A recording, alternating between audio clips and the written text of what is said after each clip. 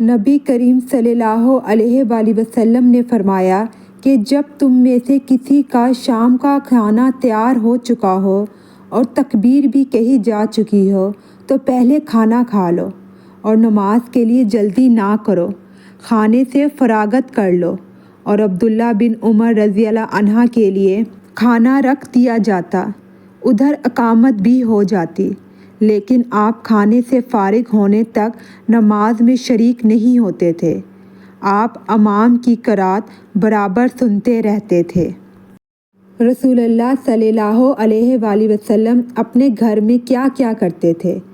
آپ نے بتایا کہ نبی کریم صلی اللہ علیہ وآلہ وسلم اپنے گھر کے کام کاج یعنی اپنے گھر والیوں کی خدمت کیا کرتے تھے، اور جب نماز کا وقت ہوتا تو فوراً کام کاج چھوڑ کر نماز کے لیے چلے جاتے تھے۔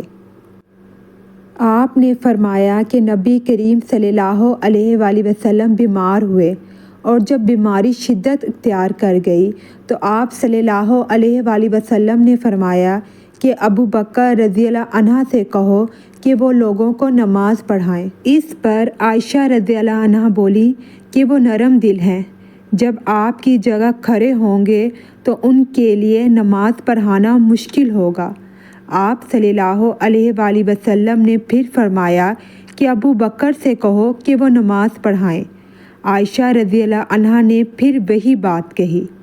آپ صلی اللہ علیہ وآلہ وسلم نے پھر فرمایا کہ ابو بکر سے کہو کہ نماز پڑھائیں۔ تم لوگ صاحب یوسف زلیخا کی طرح باتیں بناتی ہو۔ آخر ابو بکر صدیق رضی اللہ عنہ کے پاس آدمی بلانے آیا، اور آپ نے لوگوں کو نبی کریم صلی اللہ علیہ وآلہ وسلم کی زندگی میں ہی نماز پڑھائی۔ نبی کریم صلی اللہ علیہ وآلہ وسلم نے فرمایا کہ ڈوبنے والے، پیٹ کی بیماری میں مرنے والے، طاعون میں مرنے والے اور دب کر مرنے والے شہید ہیں۔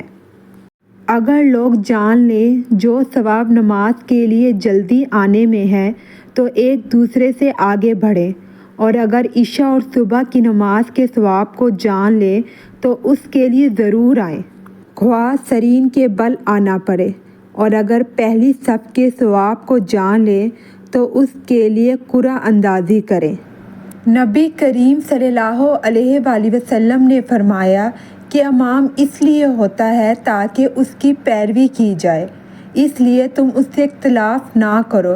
جب وہ رکوع کرے تو تم بھی رکوع کرو، اور جب وہ سمیع اللہ لمن حمیدہ کہے تو تم ربنا لک الحمد کہو، اور جب وہ سجدہ کرے تو تم بھی سجدہ کرو۔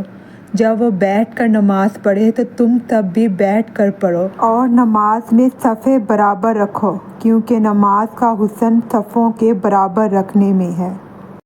نماز کے لیے تکبیر کہی گئی تو رسول اللہ صلی اللہ علیہ وآلہ وسلم نے اپنا منہ ہماری طرف کیا اور فرمایا کہ اپنی صفیں برابر کر لو اور مل کر کھڑے ہو جاؤ، میں تم کو اپنی پیٹھ کے پیچھے سے بھی دیکھتا رہتا ہوں۔ نبی کریم صلی اللہ علیہ وآلہ وسلم نے ایک مرتبہ ظہر کی صرف 2 ہی رکعتیں پڑھیں اور بھول سے سلام پھیر دیا۔ پھر کہا گیا کہ آپ نے صرف 2 ہی رکعتیں پڑھی ہیں، بس آپ صلی اللہ علیہ وآلہ وسلم نے 2 رکعتیں اور پڑھیں، پھر سلام پھیرا، پھر 2 سجدے کیے۔ نبی کریم صلی اللہ علیہ وآلہ وسلم نے فرمایا میں نماز شروع کر دیتا ہوں، ارادہ یہ ہوتا ہے کہ نماز طویل کروں، لیکن بچے کے رونے کی آواز سن کر مختصر کر دیتا ہوں، کیونکہ مجھے معلوم ہے کہ ماں کے دل پر بچے کے رونے سے کیسے چوٹ پڑتی ہے۔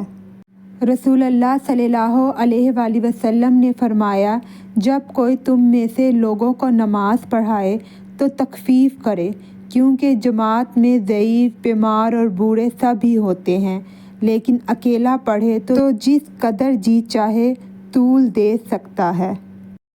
آپ صلی اللہ علیہ وآلہ وسلم نے فرمایا کیا تم میں سے وہ شخص جو رکوع یا سجدے میں امام سے پہلے اپنا سر اٹھا لیتا ہے اس بات سے نہیں ڈرتا کہ کہیں اللہ پاک اس کا سر گدھے کے سر کی طرح بنا دے یا اس کی صورت کو گدھے کی سی صورت بنا دے؟ ایک شخص نے کہا کہ یا رسول اللہ، قسم اللہ کی، میں صبح کی نماز میں فلاں کی وجہ سے دیر میں جاتا ہوں کیونکہ وہ نماز کو بہت لمبا کر دیتے ہیں۔ میں نے رسول اللہ صلی اللہ علیہ وآلہ وسلم کو نصیحت کے وقت اس دن سے زیادہ کبھی بھی غضبناک نہیں دیکھا۔ آپ صلی اللہ علیہ وآلہ وسلم نے فرمایا کہ تم میں سے کچھ لوگ یہ چاہتے ہیں کہ عوام کو عبادت سے یا دین سے نفرت دلا دیں۔ خبردار، تم میں لوگوں کو جو شخص بھی نماز پڑھائے تو ہلکی پڑھائے، کیونکہ نمازیوں میں کمزور، بوڑھے اور ضرورت والے سبھی قسم کے لوگ ہوتے ہیں۔